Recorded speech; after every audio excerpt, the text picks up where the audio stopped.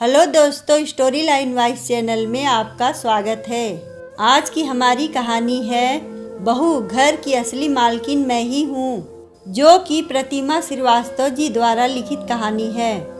कितना आसान होता है लोगों के लिए किसी की भावनाओं को ठेस पहुँचाना, बिना सोचे समझे कुछ भी कह देना, ये भी जानने की कोशिश नहीं करना कि उसके मन मस्तिष्क में क्या चल रहा है। कोमल बहुत ही शांत स्वभाव की लड़की थी, छल कपट से कोसों दूर।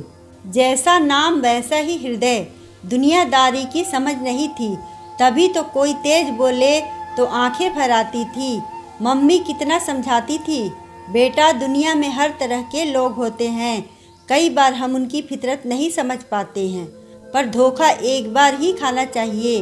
अगर बार बार कोई आपको बेवकूफ़ बना रहा है तो आपकी गलती है। फर्क करना सीखो अच्छे बुरे लोगों के बीच। जाने दो मम्मी, मैं लोगों की तरह नहीं बन सकती। शादी के बाद तो वो सासू माँ के रंग ढंग देखकर घबरा गई थी। बहुत ही चालाकी से वो अपनी बात मनवाती और अपना दोष किसी और के ऊपर थोप कर साफ साफ निकल जाती। घर में कोई नहीं था और अचानक से गांव से चाचा चाची आ गए। कोमल तो उनके स्वागत में दिल जान से लग गई कि मम्मी जी की नाक न कटे कि कैसी बहू लाई है, जो मेहमानों की आओ भगत भी नहीं करना जानती।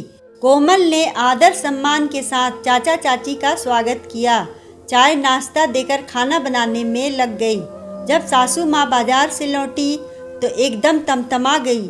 एक क्या बहू, इतना सब करने की जरूरत नहीं थी। ये लोग तो ऐसे ही हैं, जब देखो मुफ्त की रोटी तोड़ने आ जाते हैं। तुम्हें मुझे फ़ोन करना चाहिए था।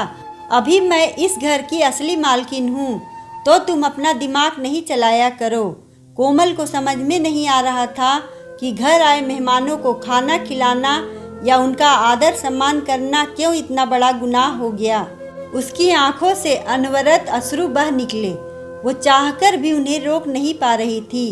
बहू, एक तो गलती करती हो, ऊपर से रोना धोना शुरू कर देती हो। आंसुओं को औजार की तरह इस्तेमाल नहीं किया करो। मम्मी जी, आपकी नाराजगी की वजह क्या है, मैं समझ ही नहीं पाई। आखिर चाचा चाची तो हमारे परिवार के सदस्य ही तो हैं। अब तुम मुझे परिवार चलाने की सीख भी दोगी। तुम अपने काम से मतलब रखो। अभी तुम नई नई आई हो, किसके साथ कैसा व्यवहार करना है वो मुझे निभाने दो। जी मम्मी जी, आपने बिल्कुल सही कहा। अगर आप मुझे इस परिवार की सदस्य ही नहीं मानती तो मैं भी अपनी जिम्मेदारी से मुक्त हूँ। आपका परिवार आप ही संभालिए। शाम को रवि और पापा जी के आने पर मम्मी जी ने जी भर के बुराइयों का पिटारा कोमल के खिलाफ खोल दिया था। कोमल इतना तो समझ गई थी कि मम्मी जी रिश्तों को अहमियत नहीं देती हैं, लेकिन वो उनको जरूर समझाएगी। इस बार आंसुओं का सहारा लेकर नहीं, बल्कि हिम्मत से अपनी बात को रख कर। मालकिन कोई भी हो, पर हर रिश्तों की अपनी ही अहमियत होती है।